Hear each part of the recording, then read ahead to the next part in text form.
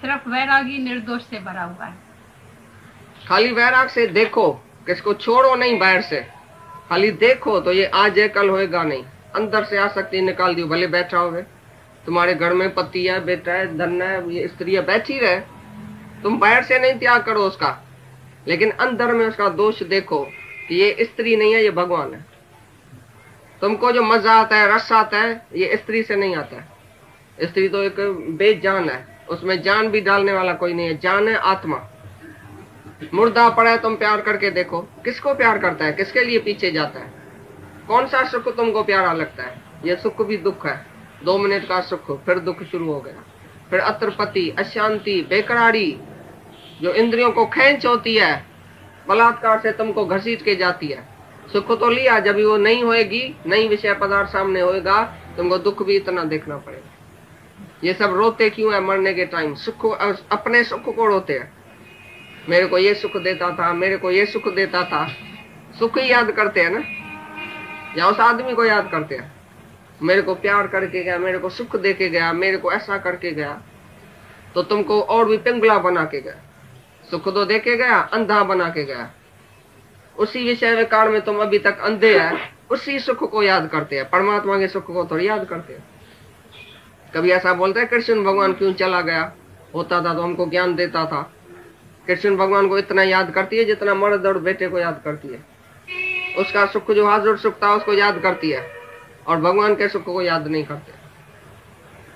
इतना ही भगवान को याद रखो तो भगवान तुम्हारे लिए साकार बन के आएगा।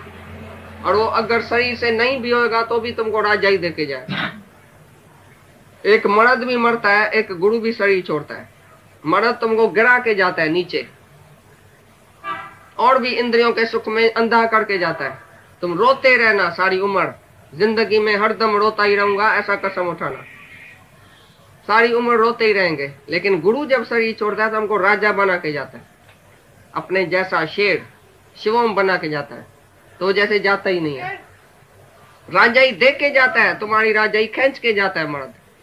तुम बोले पहले तो मैं रानी थी, अभी तो मैं कानी होके बैठी हूँ नीचे धरती पर, अभी मैं कैसे खाऊं, कैसे पीऊं, कैसे घूमूं, मेरा सब सुख छोड़ के सुख लेके गया जैसे। और जब गुरु जाता है, शरीर छोड़ के जाता है, अंतर्ज्ञान होता है, तो तुमको राजा बना के जाता है, और भी राजाई दे के जाता है, और शक्ति दे के जाता है।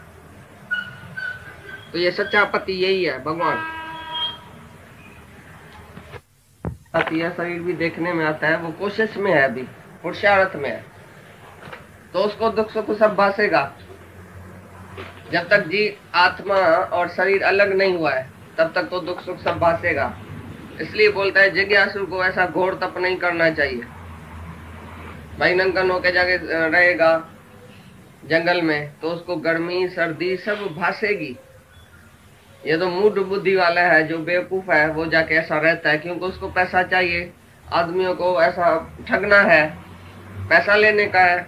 उसको मंत्र फूक के बोलेगा मैं गुरु हूं, तुम चेला है, मतलब अपना तपस्या करके, भाई कपड़ा नहीं पहनना, ये नहीं करना, तपस्या ऐसी करता है जैसे आदमी सब हमारे को गुरु आके जाने, भाई ये कुछ है। भाई हम तो कपड़े के साथ रह नहीं सकते हैं, और इनको ठंडी गर्मी लगती नहीं है, इसका मतलब शायद यही भगवान है, यही गुरु है सच्चा। लेकिन वो बोलता है ये नंगे रहने वाला बिल्कुल ठग बदमाश है, तुम कभी भी इसके ऊपर एतबार नहीं करना। तो ये कोई भाई जिज्ञासु का काम है या वैराग है? ये मांग के खाना या कपड़ा नहीं पहनना, खाना नहीं खाना, ये कोई वैराग वृत्ति है? ये वैराग नहीं है सच्चा। जो जरबर्त था उसने पिछले जन्म में हरणी के बच्चे से प्यार किया था, मोह किया था, तो उसके मोह में जब वो मर गया तो 3 जन्म हरण का लेना पड़ा। फिर 3 जन्म के बाद जरबर्त होके आके इस मनुष्यदेह में जब आया है तो उसको गर्भ में सब याद पड़ा कि मैंने 3 जन्म हरण के बच्चे, हरण का जन्म लिया, क्योंकि हरण से मैंने मोह किया था। तो ये याद करके जब ये गर्भ से बाहर निकला तो छोटेपन में ही इसको वो स्मृति थी पिछले जन्मों की, इसलिए वो हमेशा न्यारा न्यारा रहता था संसार से। अकेला रहना, किसी व्यवहार में नहीं पड़ना, किसी से बात नहीं करना, और खाने में, कपड़े में, उसमें विषय विकार में उसका मन ही नहीं था, क्योंकि वो डरता था कि मैं फिर न किस में फंस जाऊं। इसी ख्याल से ही वो ऐसा वैराग में रहता था। तो तुम उसके ऊपर रिस करके और बोलता है जैसे जड़ बरत रहा, भाई भाई यही तो सच्चा वैराग है। वो डर के मारे ऐसा रहता था, ये सच्चा वैराग नहीं है। वैराग जो पहले कल बताया था आसक्ति का त्यागी वैराग है, वो सच्चा वैराग है। और ये सब झूठा वैराग, मांग के खाना, ये करना, जंगल में फिरना, सब कुछ त्याग करके खाना पीना छोड़ना, कपड़ा नहीं पहनना, ये तो दुम्बी पाखंडी का त्याग है, तमोगुणी त्याग है। जो भी ये तपस्या करता है बाहर की, वो दिखावा करता है, दुनिया को ठगता है। तुम तो बोलेगा फलाना मेरा एक गुरुआ खाना खाता ही नहीं है, 6 महीने से भाई इसने पानी नहीं पिया है, ये भाई कपड़ा तो पहनता ही नहीं है, सर्दी गर्मी में एक है। तो बोलता है जब तक शरीर और आत्मा मिक्स है तो उसको सर्दी गर्मी बहुत व्याकुल करती होगी। गर्मी में मच्छर काटता होगा और सर्दी में वो कांपता होगा, तो उसका सिमरन कैसे होगा भगवान को? तुम अभी सर्दी में कांपो और हम बोलते हैं तुम ध्यान में बैठो भगवान के, तो ध्यान जाएगा घड़ी घड़ी शरीर में, मच्छर काटेगा, गर्मी होगी, सर्दी होगी, शरीर में ध्यान जाएगा। तो ये कोई बेवकूफी का त्याग है, ये कोई वैराग है क्या सच्चा? तो बोला जब तक देह और आत्मा मिक्स है तब तक सब दुख है, और जब देह और आत्मा अलग है तो उसको ऐसी घोर साधना करने की जरूरत ही नहीं पड़ेगी। जब वो अपने को आत्मा करके जानेगा, काय का साधन करेगा? आत्मा साधन रहता है। ये जो बाहर का साधन है वो आत्मा को जानने के लिए, ये बाहर के साधन करने की कोई जरूरत नहीं, बाहर से कुछ भी त्याग करने की जरूरत नहीं है। केवल अपने को जानो कि मैं आत्मा हूं। उसी जानने के लिए तुमको कपड़ा और खाना और पीना और ये और जंगल में जाने का जरूरत ही नहीं है। तुम जहां है ताई आत्मा है। किधर जाएगा, क्या ग्रहण करेगा, क्या त्याग करेगा? आत्मा को जानने के लिए कुछ भी ग्रहण और त्याग है ही नहीं। कौन सा साधन है? इधर तुम आए बोलते हैं भाई मेरे को फायदा हुआ है, अभी मेरा भी विकार कम हुआ है, ख्याल कम हुआ है, चिंता कम हुई है, क्रोध नहीं आता है, ऐसा नहीं होता है। समझो कुछ भी फायदा तुमको पड़ा, तुमने कौन सा साधन किया बताओ? से विकारों से छूट गए और तुमको पता है हम कभी भी तुम्हारे घर में आ सकता है आधी रात को भी, तो तुम पाप कर्म में जाएगा ही नहीं, लोकारित में जाएगा ही नहीं, किसके साथ बन के बैठेगा ही नहीं। तुमको पता है कभी भी आ सकते हैं, कभी क्या हर वक्त हाँ। हाँ, तो इसी से भी एक नगर में औरत रहती थी। सतगुरते भय उपजे, गुरु जब मिलता है तो भय उपज जाता है अंदर में। सतगुरते भय उपजे, भय का पता माना तुमको भय होएगा कि इधर से भी देखता है उधर से भी देखता है, मैं क्या बोलता हूँ, कैसे जाता हूँ, किधर जाता हूँ, ये हमारा लक्ष्य है, ये हमारा एम है। हम ज्ञानियों के सत्संगियों के क्या करता हूँ? राजा का बेटा रास्ते में धक्का खाता है, आदमी इसको बोलेगा अरे तुम किसका बेटा है, करता क्या है? अभी तुम एक बारी सत्संग में आया, तुमको सारी दुनिया देखेगी, भाई ये सत्संग में रोज जाता है, करता क्या है? धक्का तो रास्ते में खाता है। कल तो हमने उसको कुत्ते पर देखा, कल तो हमने सिनेमा में देखा। कोई हमारी सत्संग यानी सिनेमा में जाती है ना, डर डर के जाके कुर्सी पर बैठती है, तो इधर से न कोई आवे, इधर से न कोई आवे, अरे रास्ते में तो किसने नहीं देखा, ये सिनेमा में जा रही थी। तो ये सत्य भय उपजे, गुरु आता है तो भय तुम्हारे अंदर पैदा करता है कि तुमको जन्म मरण के चक्कर का भय है कि नहीं? नहीं तो पहले नहीं है। आदमी घूमता है, फिरता है, खाता है, पीता है बेपरवाह होके।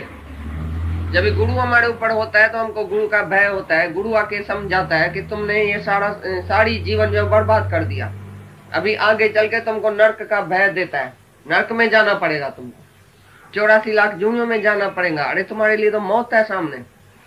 ऐसा भय दे के भी तुम्हारे से पाप कर्म छुड़ाता है। जो बद कर्म है वो तुम तभी छोड़ेगा जब गुरु को सामने देखेगा। भाई कभी भी आ सकता है, इस रूप में भी आया, इस रूप में भी आया। एक आदमी ने खाली सत्संग के बीच में बोला मैं आज से सिगरेट नहीं पीऊंगा, तो सत्संगी लोग तो सबने देखा और सुना। पीछे रास्ते में उसको दिल होती थी सिगरेट पीने की, तो कोई ना कोई सत्संग आके उधर से गुजरती थी, अरे बोला इसके सामने तो मैंने बोला है मैं सिगरेट नहीं पीऊंगा, अब ये जाके गुरु को सुनाएगी, फिर सत्संग में मारपीट पड़ेगी। जैसे तुम बच्चे को बोलता है तुम पाप कर्म करता है, तुम मस्ती करता है, मैं तुम्हारे मास्टर के पास जाऊंगा, कल मैं जाके स्कूल में बताऊंगा तुम्हारे मास्टर को, तो बच्चा भय के कारण बोलता है नहीं मेरे स्कूल में नहीं आना, मेरे मास्टर और स्टूडेंट के सामने मेरी बेइज्जती नहीं कराना, बोलता है ना। ये मन भी ऐसा डरता है भाई सत्संग के बीच में ना हमको कोई मारपीट मिले तो हम सुधर के चले। तो सतगुण ते भय उपजे और भय ते निर्भय होइए आइए मोक्ष द्वार। उसी भय जो जन्म मरण के चक्कर का भय हमको गुरु देता है, नरक का भय देता है, भाई मर जाएगा फिर 84 लाख योनियों में जाएगा, ये भय जो है वही हमको निर्भय बनाता है, आत्मा मिट करता है और पीछे मोक्ष का द्वार खुल जाता है उसके लिए। तो बोलता है जो देह और आत्मा अलग करेगा उसको किसी साधन की जरूरत पड़ेगी? पूछता है अष्टावकर राजा जनक से। भाई जिसने आत्मा अपने को समझा उसने कौन सा साधन किया? तुम जाके घर में कौन सा साधन करता है, क्या करता है? खाली आत्मा को जाना, मैं शरीर नहीं हूं, मैं देह नहीं हूं, दुनिया से वैराग आ गया, जब भी मैं देह ही नहीं हूं, देह नाशवान है, खड़े खड़े में बदली होने वाला है, तो देह से भी मोह निकल गया, देहधारियों से भी मोह निकल गया, सारे संसार से ही आसक्ति निकल गई, क्योंकि संसार आने जाने वाला क्षण भंगुर है। तो ऐसा वैराग, शरीर से वैराग लिया माना जगत ही खलास हो गया। शरीर है तो जगत है, शरीर नहीं है तो संसार भी नहीं है। मैं जब देह नहीं हूं तो संसार भी नहीं है, मैं आत्मा हूं तो ये भगवान है। संसार जो है वो जगदीश है, जगत नहीं है, जगदीश है।